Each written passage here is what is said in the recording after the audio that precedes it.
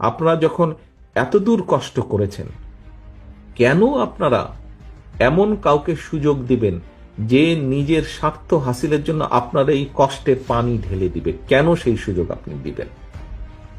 কেন? কিছু সংখ্যক লোক তাদের নিজেদের স্বার্থ সিদ্ধির জন্য, স্বার্থ হাসিলের জন্য আমাদের এত কষ্টের মধ্যে পানি ঢালার চেষ্টা করছে।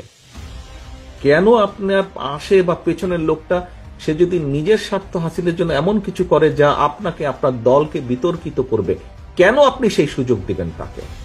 কেন দিবেন? দেবার কি একটি কোনো যৌক্তিক কারণ আছে যে আপনি তাকে সেই সুযোগ দিবেন তার ব্যক্তি স্বার্থ হাসিলের জন্য? আমরা তো ব্যক্তি স্বার্থ নিয়ে এখানে কোনো আলাপ করিনি সারাদিন। কেউ কি কারো ব্যক্তি স্বার্থ নিয়ে এখানে সারাদিন আলাপ করেছেন?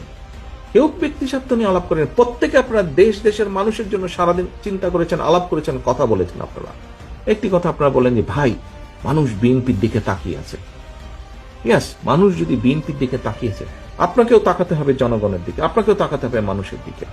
অর্থাৎ এই জন্য তাকাতে হবে, তার কথা আপনাকে চিন্তা করতে হবে, আপনাকে বুঝতে হবে আচ্ছা আমার এলাকার জনগণ আমি কিভাবে চললে পছন্দ করবে, আমি কিভাবে কথা বললে আমাকে পছন্দ করবে আগে থেকে বেশি, আমি কি করা উচিত কি করা উচিত না, এ বিষয়ে আপনাকে নজর রাখতে হবে।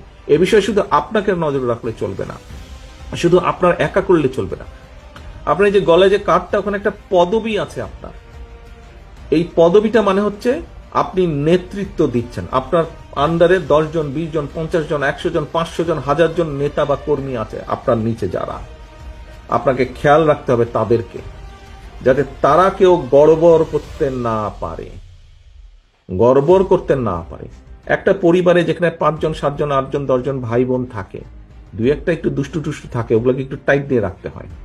ওগুলোকে টাইট দিয়ে রাখতে হয় যাতে দুষ্টামি না করে, ওই পাশের বাড়ির আমটা যাতে ঢিলা না মারে। পাশের বাড়ি প্রতিবেশী যদি একটু একটু রাগী হয়, তো অনেক সময় দুষ্টু ছেলেরা করে কি ঢিলা মারে রাখতে পারে। এই যে পরিবারের ওই যে ভাইটা বা যেই সন্তানটা এরকম একটু দুষ্টামি করে, ওকে টাইট দিয়ে রাখতে হয়। আমাদের দলের মধ্যেও হয়তো এরকম থাকতে পারে, একটু দুষ্টু থাকতে পারে, এদেরকে টাইট দিয়ে রাখতে হবে। এরা বুঝেই হোক না বুঝেই হোক দলের ক্ষতি করে ফেলছে বা ফেলে অনেক সময়, কিন্তু আপনাদেরকে রাখতে হবে। এই যে বললাম যে গলায় 5টা, এখানে পদবিতে লেখা আছে, এটা তবে একটা মর্যাদা আছে। শুধু কি মর্যাদা আছে? মর্যাদার পাশাপাশি একটা দায়িত্ববোধ আছে, একটা দায়িত্ব আছে। সহকর্মীবৃন্দ, আপনাকে সেই দায়িত্ব, যেই পদটা লেখা আছে আপনার এই পাশের মধ্যে, এই দায়িত্বটা আপনাকে নিতে হবে, পালন করতে হবে, এবং এই দায়িত্বটা অনেক গুরুত্বপূর্ণ।